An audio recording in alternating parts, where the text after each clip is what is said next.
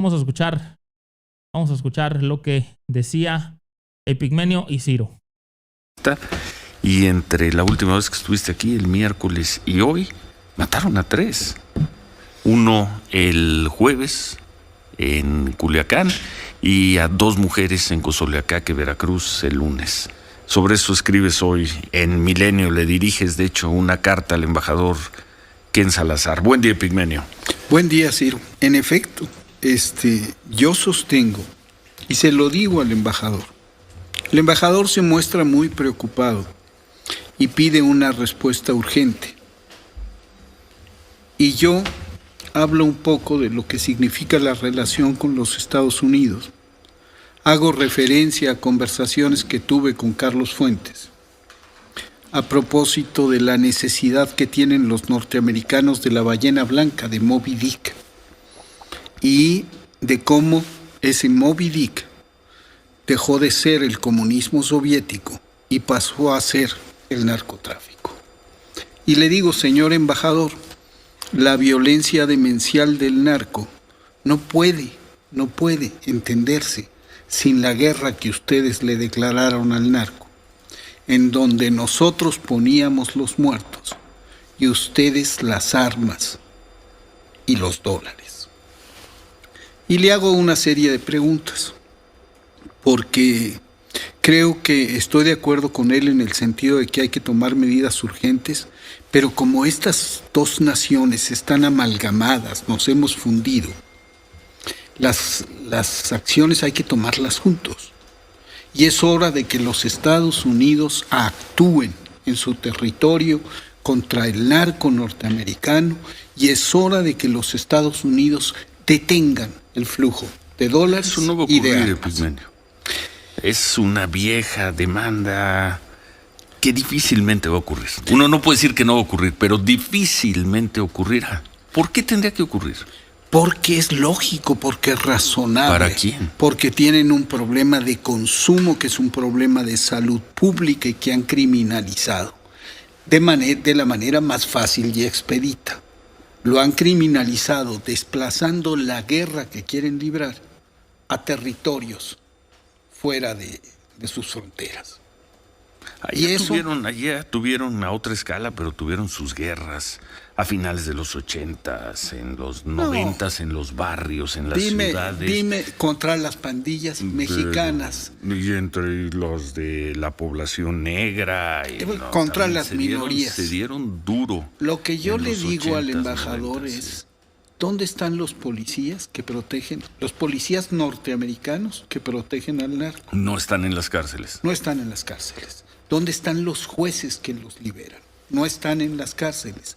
¿Dónde están los grandes capos norteamericanos? Yo hablo de un señor Mackenzie o de un señor Stanley. Hablo de apellidos norteamericanos, de WASP, como ellos, White Anglo-Saxon Protestant. Sí. Hay negros, hay hispanos.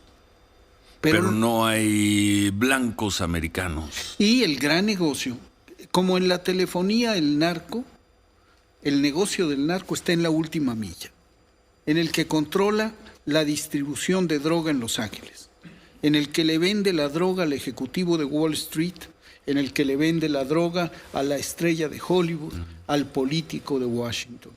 Y ese no es un inmigrante ilegal. Y parte de esa droga, cuando menos la marihuana, pues está ahí en las tiendas. Se produce en las tiendas. No, te la venden. Un cigarro de marihuana en Nueva York, $11. $11 un cigarro. La semana pasada. Y mientras tanto aquí, nosotros ponemos los muertos. Y le pregunto, señor embajador, ¿qué pasa con las armas? ¿Qué pasa con el operativo rápido y furioso? Y le hago una propuesta. Le digo, ya tienen en la cárcel a Genaro García Luna. Metan a la cárcel de una vez a los oficiales de la DEA que fueron sus cómplices, porque tuvo cómplices. Exacto, y eso no dicen. Eso es lo que no quiere. Los Estados Unidos está bien calladito con eso. Digamos que García Luna hubiese hecho todo solo, ¿no? Es lógico.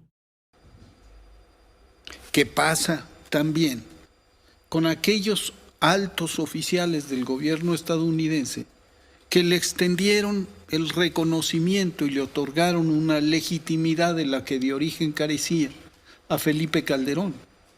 También júzguenlos, porque la violencia que hoy vivimos no se explica sin la guerra de Felipe Calderón, sin la guerra de los Estados Unidos y sin la guerra de Felipe Calderón.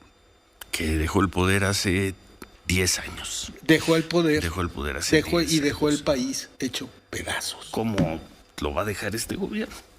O peor, gobierno lo va a dejar peor. Como van las cosas, lo va a dejar peor, pese a los abrazos y pese a que ya no es guerra. No lo va a dejar peor. Pues ahí están las estadísticas, ahí están las imágenes. Pero te obstinas en negar una realidad. No. Los procesos sociales comienzan, hay detonantes de los procesos sociales. Yo no me obstino. Tú desatas la violencia, empoderas a los carteles, les declaras la guerra, los conviertes en una fuerza combativa y sanguinaria y tienes que enfrentar las consecuencias.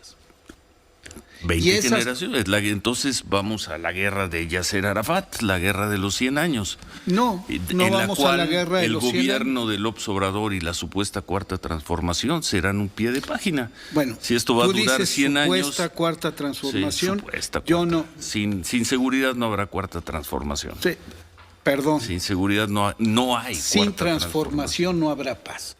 Bueno, eso lo veremos. Te la pongo al revés. Sin transformación no habrá paz por una razón muy sencilla. Porque la guerra no se resolverá con más guerra, jamás. Bien. Eso ya lo probamos. Bien. Tuvimos a Felipe Calderón 6 años, después tuvimos a Enrique Peña Nieto que hizo exactamente lo mismo. Y a López Obrador 4 años y no pasa nada. Esos no 12 años, nada. esos 12 años señalaron el rumbo del país y eso no se puede corregir. Bueno. Así nomás. Hay que atacar las causas de la violencia. Será un pie de página en la historia contemporánea de México no con lo esos creo. Argumentos. Pues no lo creo. Creo que este gobierno será un cambio radical en como la historia. No podemos adivinar el futuro, al menos desde lo que tú te dedicas, yo me dedico, porque no leemos la mano, no leemos la bola de cristal. Pues con ese argumento el gobierno de López Obrador será anecdótico en la historia de México. Yo no lo creo. Porque fue tan grande lo que ocurrió en los años pasados que en 6 años o en 12 si vuelven a ganar. No, porque se sembraron las bases del cambio. Eso lo veremos. Porque se atacan las causas, porque los programas sociales, porque arrebatarle a los jóvenes al narco. Porque ¿quién es el Si es que se lo están arrebatando al narco, bueno, no hay un testimonio, uno. Y ahí está Humberto Payete, que ha recorrido el país, ahí está ese señor que está ahí de azul, y te puede dar el testimonio. Él sí recorre el país. Él sí se ha metido a los poblados de Zacatecas que han sido vaciados por los grupos criminales. ¿Quién dice? Bueno, Humberto debe saber. Humberto debe saber la historia de la formación de los carteles. ¿Quién dice en los hechos que las actuales políticas le están arrebatando jóvenes a los grupos criminales? Los jóvenes construyendo futuro. No, ¿dónde están? ¿Quiénes son? Bueno, entonces, ¿qué quieres? No, yo no quiero nada. Porque siempre es la misma insistencia y es lo mismo que dice el embajador. Sí. Queremos respuestas urgentes. Yo no hablo de respuestas urgentes. La gente que recorre el país sabe que la aplicación de esas medidas urgentes de mano dura nos han conducido a la situación actual. Bien. Que la guerra no es camino. La guerra nos ha llevado a lo que estamos viviendo. Yo te concedo ese punto. La pregunta es, ¿qué pasa con la vida cotidiana? ¿Qué pasa hoy? ¿Qué pasa con el día a día?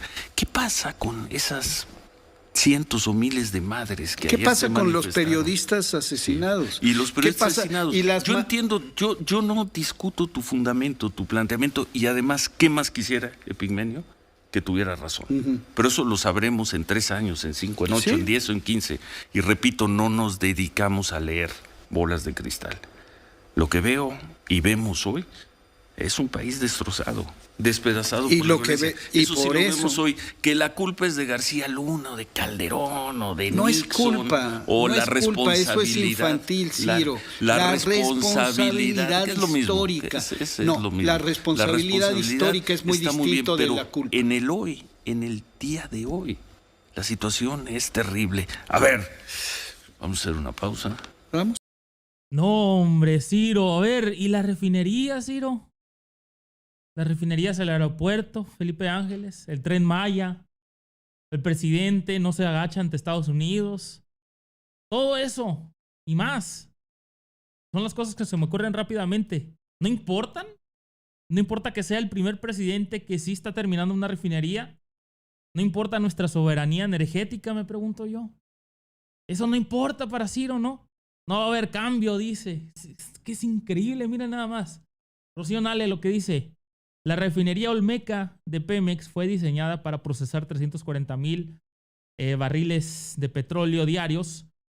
Para ello se cuenta con 17 plantas de proceso químico y 90 tanques de almacenamiento, así como su planta de generación eléctrica. Para que quede claro, no se achica ni se modifica el proyecto. Y también lanza otro tuit interesante con una gráfica que dice: con el avance en la rehabilitación de las 6 refinerías, aparte la rehabilitación de todas estas refinerías que estaban en el olvido por los prianistas. Bueno, esta rehabilitación de las 6 refinerías de Pemex que conforman el Sistema Nacional de Refinación, se ha recuperado capacidad de proceso y es mayor la producción de combustibles. Por eso es importante concluir los proyectos en Tula y Dos Bocas, dice Rocío Nale, y da pues esta gráfica, ¿no? Que es el proceso de crudo y producción de petrolíferos, miles de barriles diarios. ¿Cómo es que bajó por ahí en 2018-2019? Es el proceso del combustóleo, del diésel, de la turbocina, del asfalto. Ahí vienen los colores. El verde es las gasolinas, por ejemplo. Y pues bueno, ¿cómo es que en el 2022, ahorita en abril del 2022, estamos muy recuperados de cómo lo estaban dejando los gobiernos anteriores? Miren, cómo en 2018 estaba decayendo, en 2019, en 2020 lo más abajo, que se llegó a 591, y son 591,000 barriles, ¿no?, diarios en total, y subimos a 839,000. Aquí dice que son miles de barriles diarios. Así está puesto. Pues bueno, esta gráfica lo que nos quiere decir es prácticamente que se está recuperando la producción petrolífera y de combustibles en México. ¿Eso no cuenta para Ciro Gómez Leiva? ¿No cuenta que tengamos nuestra soberanía energética? Es increíble. Pero bueno, mexicanos y mexicanas reales, gracias por haber estado aquí en Queso y Verdades.